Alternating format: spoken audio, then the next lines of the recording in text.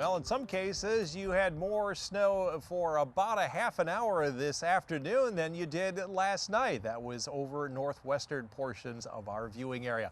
Arctic front has gone through and the snow has briefly ended. But later on tonight, 13 WEATHERBALL is blinking bright for lake effect snow to develop in sight. It's also blue, much colder weather in view to start our weekend. This view sponsored by Countryside Greenhouse of Allendale. Only in the low 30s this afternoon, 31 before the snow moved in here into Grand Rapids. It is now moving out. We forecast 34, just within 3 degrees of our forecast high. We've done that 10 days in a row now. The snow is over here in Grand Rapids, but there might be a flurry tomorrow morning. Other than that, temperatures are going to cool off into the teens and wind chills will be in the single numbers here tomorrow because of a very breezy northwest wind. That'll keep our temperature only around at 20. And again, as we've been reminding you, spring forward as we turn the clocks ahead 1 hour at 2 a.m.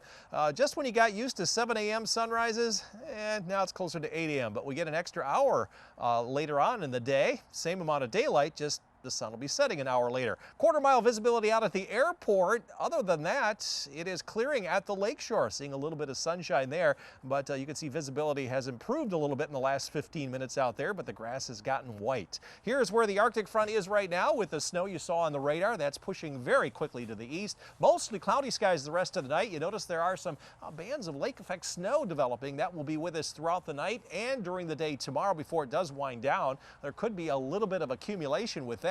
And then this is warmer air coming in, which is going to run into that cold air. That will be Saturday night through Sunday morning. That will produce more snow than the lake effect snow, and then a mostly cloudy day to wrap up the day on Sunday. In terms of snowfall, you can see where the Arctic front is pushed all of the snow, just a couple of tenths of an inch, but more snow overnight and during the day tomorrow. Some areas getting an inch to an inch and a half. All of this courtesy of Lake Michigan. And then the snow comes in for tomorrow night. This is going to put down even more, a couple of inches here in Grand Rapids, 3+ along the lakeshore, maybe even 4+ up here in the Fremont area. So maybe this will be winter's last hurrah because astronomical spring actually arrives not this Sunday, but next Sunday. We can't wait for spring. Long range outlook. This is to wrap up the month of March and the first 8 days of April. Most of the country, if not all, is seeing higher chances for warmer temperatures. No parts of the country are expecting cold temperatures during that 2-week period starting March 26th, and there will be higher chances for rain along the East Coast and in the Pacific Northwest.